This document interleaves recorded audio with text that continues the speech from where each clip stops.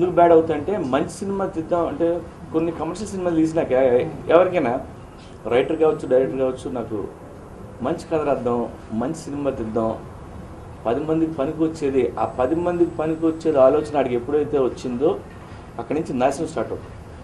So any big director ఫ్లాప్లు కానీ అక్కడే స్టార్ట్ అవుతాయి.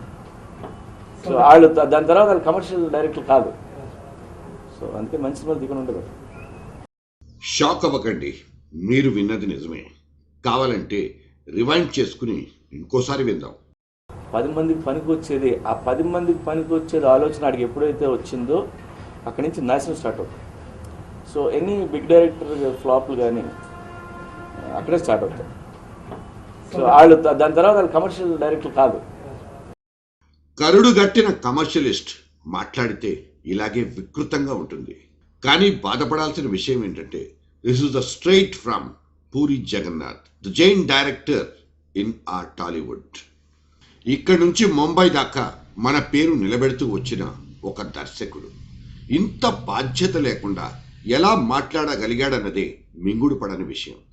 మనకు బోలెడన్ని బ్లాక్ బస్టర్స్ ఇచ్చి బిగ్ బీని డైరెక్ట్ చేయగలిగేంత పీక్ స్టేజ్కి చేరిపోయిన పూరిని మనం ఎలాగో అడ్డుకునే స్థితిలో లేవు. ఎర్ర లైట్ వేయడానికి క్రిటిక్స్ ఎలాగో ఉండనే ఉంటారు. పూరి చెప్పిన ఈ సందేశాత్మక డైలాగ్కి సంబంధించి ముందు వెనకలు పరిశోధించాల్సిన బాధ్యతను మాత్రం మనం తీసుకుందాం. 10 మంది కోసం సినిమాలు తీయడం మొదలు పెడితే అది నాశనానికే దారితీస్తుందని మన పోకిరి జగన్నాథ్ సంబంధించిన మాట. ఇదే మాటను 10 మంది తోటి డైరెక్టర్లు వింటే రేపటి తెలుగు సినిమా పరిస్థితి ఏంటన్నది మాబోటి వాళ్ల ఆందోళన. అది ఆయన మనసులో పుట్టిన సొంత భావం అయితే అయ్యుండొచ్చు. దాన్ని పబ్లిక్లో పెట్టేసి ఇండస్ట్రీకి వైరస్ సోకించాల్సినటువంటి అత్యవసర పరిస్థితి అయితే ఇప్పుడు లేదు. పూరి మాటే వేదం అనుకుంటే మొన్నటి ఆ వేదం సినిమా ఎందుకంత భారీగా ప్రేక్షకుడిని కట్టిపడేసిందో ఆయన చెప్తేనే బాగుంటుంది.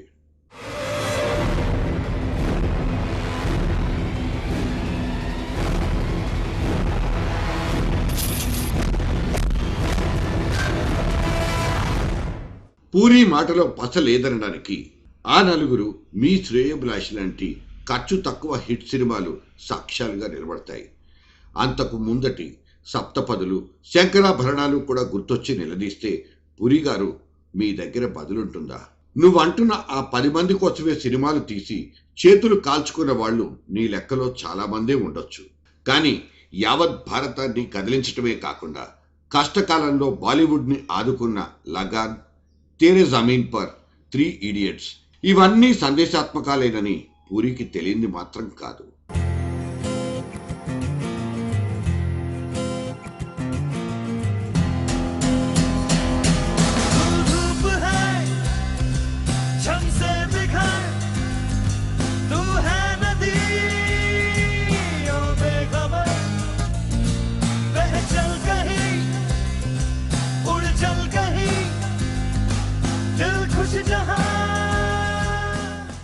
నిన్న పూరి డైలాగ్ టీవీల్లో రిలీజ్ అవ్వక ముందు నుంచే కమర్షియల్ విలువల ముసుగులో తెలుగు సినిమా పాక్షికంగా భ్రష్టు పట్టిపోయింది. అధర చుంబనాలు, నాభి ప్రదర్శనలతో మాస్ మీదకి వల విసిరిన సినిమాలు సొసైటీని ఎటువైపు తోలుకెళ్తున్నాయో కనిపిస్తూనే ఉంది.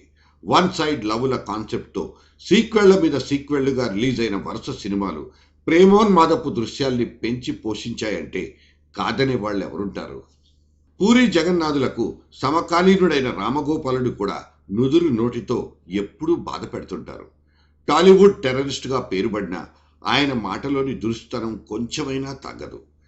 సైకిల్ చైన్లు, వాటి ప్రయోజనాలంటూ తొలి సినిమాతోనే బెజవాడ రౌడీజాన్ని కళ్లకు కట్టి చూపిన ఆర్జీవికి తిరుమలేశుడి సన్నిధిలో ఏడుకొండలవాడి కిరీటాన్ని దొంగలించడం ఎలా అన్న కథనంతో ఇంకో గొప్ప సినిమా తీసి సెన్సార్ బోర్డుతో జగడమేసుకున్న చరిత్ర మనకింకా గుర్తుంది.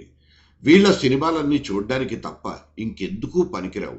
కనుక మిగతా అందరి సినిమాలు కూడా అలాగే ఉండాలన్నది ఈ వితండ పురుషుల వింత వాదన కావచ్చు. లక్షలాది మందిని సులువుగా రీచ్ అయ్యే మాధ్యమంగా సినిమాకు ఒక మంచి పేరుంది. సినిమాతో చెప్పించే ఏ విషయమైనా మనిషి మెదడులోకి స్పీడ్గా దూరిపోతుంది. నడత మీద వేగంగా ప్రభావం చూపుతుంది. ఇంత గొప్ప ఇండస్ట్రీలో ఉన్నందుకు గర్వపడుతున్నాం అంటూనే జనం ఎటుపోతే మాకేంటనే ఈ 2 నాలికలు ఎప్పటికీ అదుపులోకి వస్తాయో మాత్రం తెలీదు. అనూష, ఆయేషల్ లాంటి వాళ్ళని కుళ్ళబొడిచి చంపి పారేసిన పురుగులకు స్ఫూర్తినివ్వడానికే వీళ్ల దార్శనికత ఖర్చయిపోతోంది. పూరి మాటను ఆదర్శంగా తీసుకుంటే సుభాషితాల్ని, సుమతీ శతకాల్ని, ఆఖరికి వేమన పద్యాల్ని కట్టగట్టి హుస్సేన్ సాగర్లో పడేయాల్సిందేనా? ట్విట్టర్లో ఒకరు, టీవీ కెమెరాల ముందు ఇంకొకరు తోచిందల్లా వాగేస్తుంటే చివరకు వీళ్ళిద్దరికీ ఎవ్వరూ తోడుండరు. నేల విడిచి సాము చేస్తే ఫస్ట్ ఎయిడ్ చేయడానికి కూడా ఎవ్వరూ రారు. Call 108 please.